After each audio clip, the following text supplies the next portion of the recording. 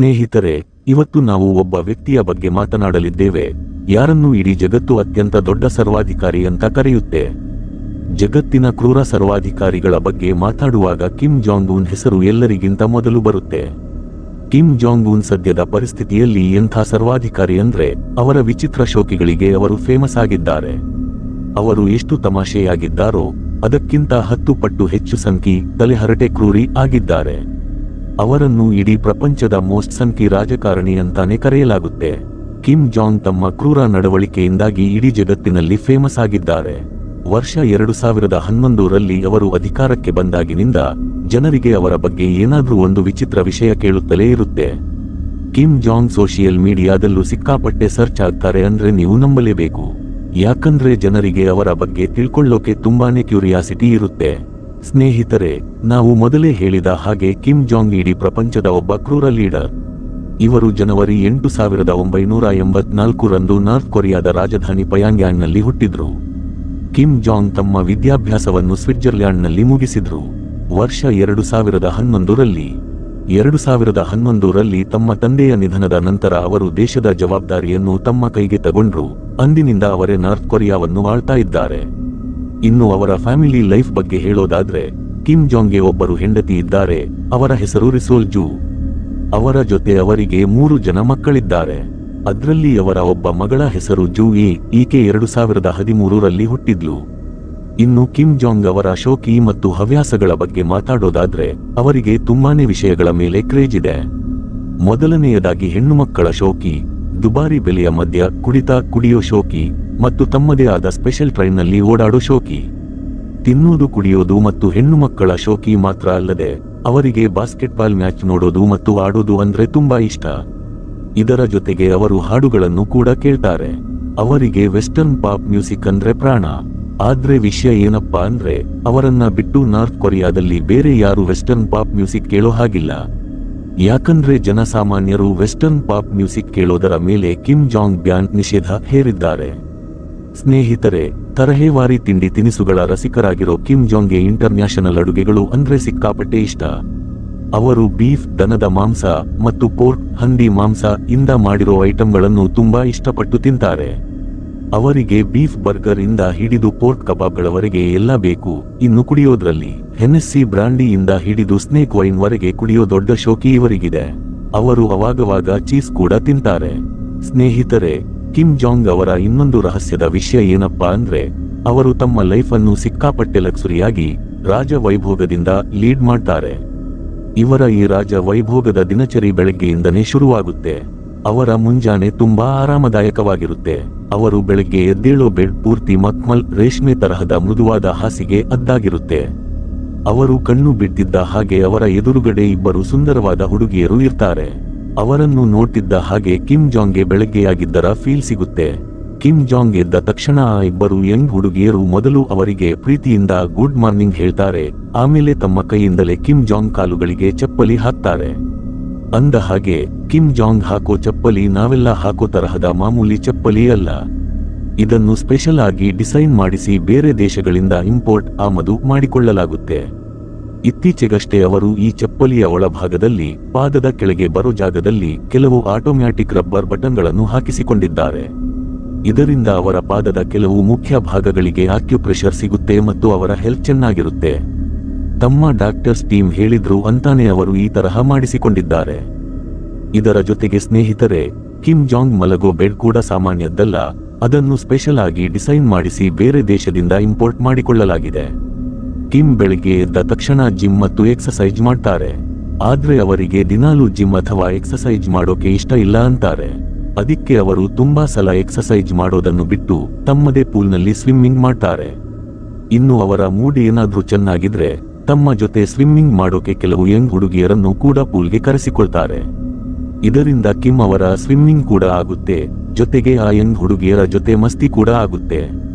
ಅಂದ ಹಾಗೆ ಹುಡುಗಿಯರ ವಿಷಯ ಬಂದಾಗ ನೆನಪಾಯ್ತು, ಕಿಮ್ ಮನೆಯಲ್ಲಿ ತುಂಬಾನೇ ಸುಂದರವಾದ ಹುಡುಗಿಯರು ಕೆಲಸ ಮಾಡ್ತಾರೆ. ಬೆಳಗ್ಗೆ ಎದ್ದೇಳೋದ್ರಿಂದ ಹಿಡಿದು ರಾತ್ರಿ ಮಲಗುವವರೆಗೆ ಈ ಹುಡುಗಿಯರು ಕಿಮ್ ಮನೆಯನ್ನು ಸಖತ್ತಾಗಿ ನೋಡ್ಕೊಳ್ತಾರೆ. ಇನ್ನು ಕಿಮ್ ಮಲಗಿದ ಮೇಲಂತೂ ಮುಗೀತು. ಇನ್ನೊಂದು ಮುಖ್ಯವಾದ ವಿಷಯ ಅಂದ್ರೆ ಈ ಹುಡುಗಿಯರನ್ನು ಪ್ರತಿ ವಾರ ಚೇಂಜ್ ಮಾಡಲಾಗುತ್ತೆ. ಸ್ನೇಹಿತರೆ, ನಾವು ಮೊದಲೇ ಹೇಳಿದ ಹಾಗೆ ಕಿಮ್ ಸ್ವಿಮ್ಮಿಂಗ್ ಪೂಲ್ನಲ್ಲೇ ಸ್ನಾನ ಮಾಡ್ತಾರೆ. ಆದ್ರೆ ಕೆಲವೊಮ್ಮೆ ಅವರಿಗೆ ಮೂಡಿಲ್ಲಾಂದ್ರೆ ಸ್ನಾನ ಮಾಡೋದನ್ನೇ ಬಿಟ್ಟು ಬಿಡ್ತಾರೆ. ಆಮೇಲೆ ರೆಡಿಯಾಗಿ ಸೀದಾ ಡೈನಿಂಗ್ ಹಾಲ್ಗೆ ಬರ್ತಾರೆ. ಸ್ನೇಹಿತರೆ, ನಿಮಗೆ ಗೊತ್ತಾ, ಚಪ್ಪಲಿ ಮತ್ತು ಬೆಡ್ ಮಾತ್ರ ಅಲ್ಲ, ಅವರ ಡೈನಿಂಗ್ ಟೇಬಲ್ ಕೂಡ ಸಖತ್ ಯೂನಿಕ್ ಆಗಿದೆ.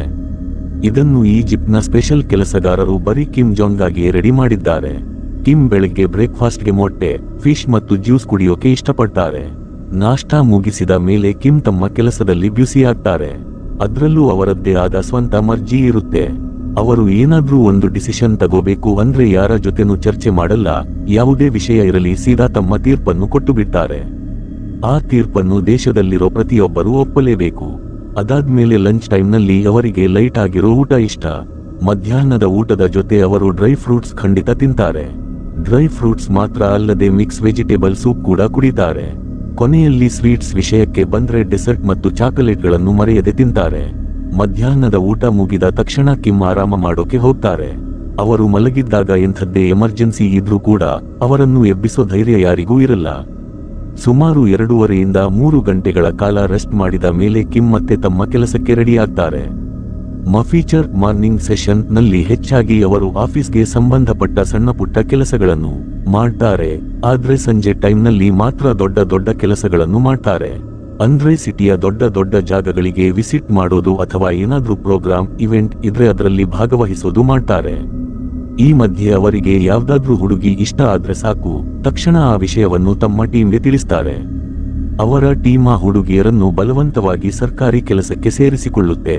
ಅದ್ರಲ್ಲೂ ಆ ಹುಡುಗಿಯರ ಪೋಸ್ಟಿಂಗ್ ಹೆಚ್ಚಾಗಿ ಕಿಮ್ ಆಫೀಸ್ ಆಸುಪಾಸಿನಲ್ಲೇ ಇರೋ ಹಾಗೆ ನೋಡ್ಕೊಳ್ತಾರೆ. ಆಮೇಲೆ ಕಿಮ್ಗೆ ಯಾವಾಗ ಮೂಡ್ ಚೇಂಜ್ ಮಾಡ್ಕೋಬೇಕು ಅನ್ಸುತ್ತೋ ಆವಾಗ ಆ ಹುಡುಗಿಯರನ್ನು ಬಳಸಿಕೊಳ್ತಾರೆ.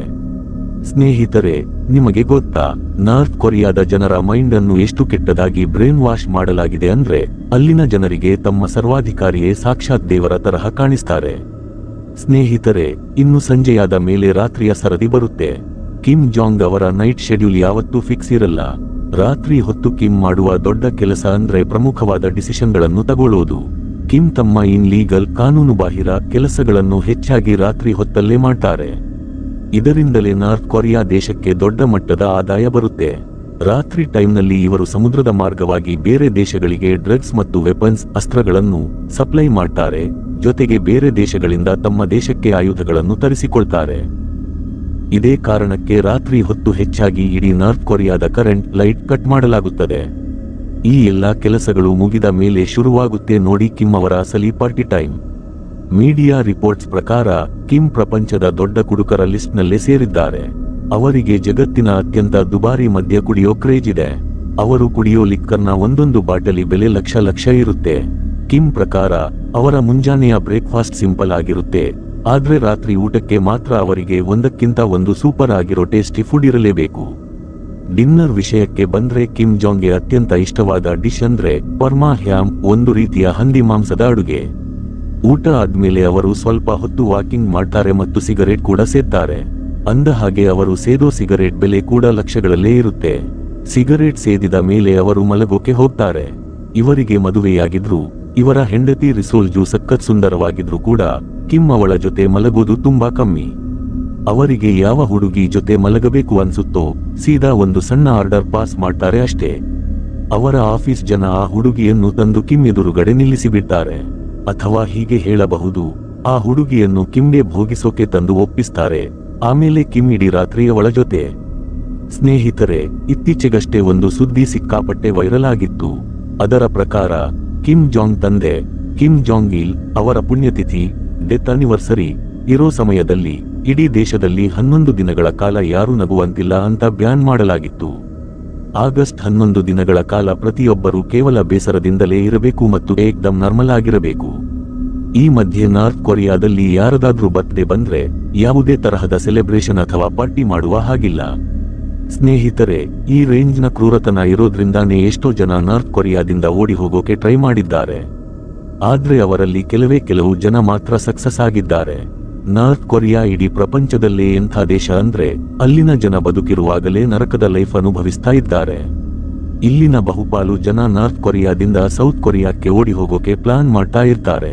ಆದ್ರೆ ನಾರ್ತ್ ಕೊರಿಯಾ ಮತ್ತು ಸೌತ್ ಕೊರಿಯಾ ಬಾರ್ಡರ್ನಲ್ಲಿ ಸೆಕ್ಯೂರಿಟಿ ಎಷ್ಟೊಂದು ಟೈಟ್ ಆಗಿದೆ ಅಂದ್ರೆ ಅಲ್ಲಿ ಒಂದು ಹಕ್ಕಿ ಕೂಡ ಹಾರಾಡೋಕೆ ಸಾಧ್ಯವಿಲ್ಲ. ಅಲ್ಲಿ ಹೈಟೆಕ್ ಸೈನಿಕರು 24 ಗಂಟೆಯೂ ಕಾವಲು ಕಾಯ್ತಾ ಇರ್ತಾರೆ, ಜೊತೆಗೆ ಹೈಟೆಕ್ ಸಿಸಿಟಿವಿ ಕ್ಯಾಮೆರಾಗಳಿಂದಲೂ ಕಣ್ಣಿಟ್ಟಿರ್ತಾರೆ. ಇದನ್ನ ಬಿಟ್ಟರೆ ನಾರ್ತ್ ಕೊರಿಯಾ ಜನರಿಗೆ ಇರೋ ಇನ್ನೊಂದು ಆಪ್ಷನ್ ಅಂದ್ರೆ ಅದು ಚೀನಾಕ್ಕೆ ಓಡಿ ಹೋಗೋದು. ಆದ್ರೆ ಚೀನಾ ಮತ್ತು ನಾರ್ತ್ ಕೊರಿಯಾ ನಡುವಿನ ಫ್ರೆಂಡ್ಶಿಪ್ ಎಷ್ಟೊಂದು ಚೆನ್ನಾಗಿದೆ ಅಂದ್ರೆ ಯಾರಾದ್ರೂ ತಪ್ಪಿಸಿಕೊಂಡು ಚೀನಾಕ್ಕೆ ಹೋದ್ರೂ ಕೂಡ ಚೀನಾದವರು ಅವರನ್ನು ತಕ್ಷಣವೇ ವಾಪಸ್ ನಾರ್ತ್ ಕೊರಿಯಾಕ್ಕೆ ಕಳಿಸಿಬಿಡ್ತಾರೆ. ಆಮೇಲೆ ಅವರಿಗೆ ಸೀದಾ ಮರಣದಂಡನೆ ಸಾವೇ ಸಿಗೋದು. ಇದನ್ನು ಬಿಟ್ಟು ನಾರ್ತ್ ಕೊರಿಯಾದಿಂದ ಓಡಿ ಹೋಗೋಕೆ ಇರೋ ಮೂರನೇ ಮತ್ತು ಕೊನೆಯ ದಾರಿ ಅಂದ್ರೆ ಅದು ಸಮುದ್ರದ ಮಾರ್ಗ. ಆದ್ರೆ ಅಲ್ಲಿನ ಜನರಿಗೆ ಯಾವುದೇ ತರಹದ ಬೋಟ್ ಅಥವಾ ಶಿಪ್ ತಗೊಳ್ಳೋಕೆ ಪರ್ಮಿಷನ್ ಇಲ್ಲ. ಇನ್ನು ಶಿಪ್ ಇಲ್ಲದೆ ಇಡೀ ಸಮುದ್ರ ದಾಟೋದು ಅಸಾಧ್ಯದ ಮಾತು. ಇದೇ ಕಾರಣಕ್ಕೆ ನಾರ್ತ್ ಕೊರಿಯಾ ಜನ ಅಲ್ಲಿಂದ ಹೊರಗೆ ಹೋಗೋ ಬಗ್ಗೆ ಯೋಚನೆ ಕೂಡ ಮಾಡಲ್ಲ. ಸೋ ಸ್ನೇಹಿತರೆ, ಇದಾಗಿತ್ತು ನಾರ್ತ್ ಕೊರಿಯಾ ಮತ್ತು ಅಲ್ಲಿನ ಸರ್ವಾಧಿಕಾರಿಯ ಕೆಲವು ಸೀಕ್ರೆಟ್ ವಿಷಯಗಳು. ಇವು ಈಗ ಮೆಲ್ಲಗೆ ಇಡೀ ಜಗತ್ತಿಗೆ ಗೊತ್ತಾಗ್ತಾ ಇವೆ.